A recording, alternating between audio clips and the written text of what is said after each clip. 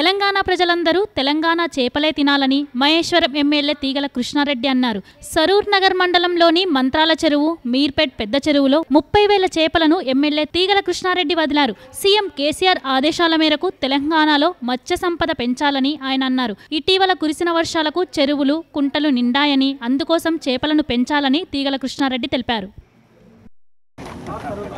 పెద్ద చెరువు, మంత్రాల చెరువులో ఒక్కొక్క చెరువులో 15,000 చేప పిల్లలు వేసి మొదటి విడతగా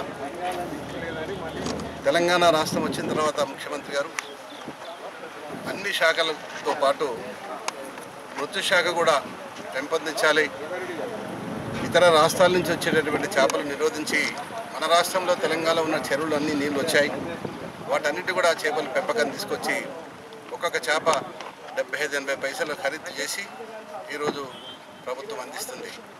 నేను మా మత్స్యకారుల చైర్మన్ గారిని, అధికారులందరూ నేను కోరుతా ఉన్నా, ఈ సంవత్సరం చెరువులు బాగా నీళ్ళు వచ్చాయి.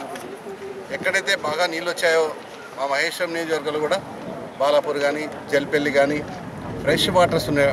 వాటర్లో కొద్దిగా ఇంట్లో మంత్రాల చెరువు, పెద్ద చెరువులో కొంచెం మలినం వస్తుంది, కానీ బాలాపూర్ చెరువు, జల్పల్లి చెరువు, అదే కూడా తుక్కుగూడ, మహేశ్వరం, పురాణకన్ చెరువు వాటిలో మలినం కాలేదు. అందుకని మంచి చేపలు వేస్తే తప్పకుండా అభివృద్ధి జరుగుతాయి. మా సహకారం ఎప్పుడు కావాలన్నా కూడా నేను వారు సహకరిస్తా. ఎందుకంటే చేపలు అనేది ప్రతి ఒక్కరు కూడా వెజిటేరియన్ అనుకుంటాం మనమంతా. ఎందుకంటే చాలామంది కూడా తినని వారు కూడా చేపలు తింటుంటారు. వైద్యులు కూడా చెప్తుంటారు మాంసము, చికెను, మటన్ కంటే కూడా చేపలు మంచి పోషక ఆహారం.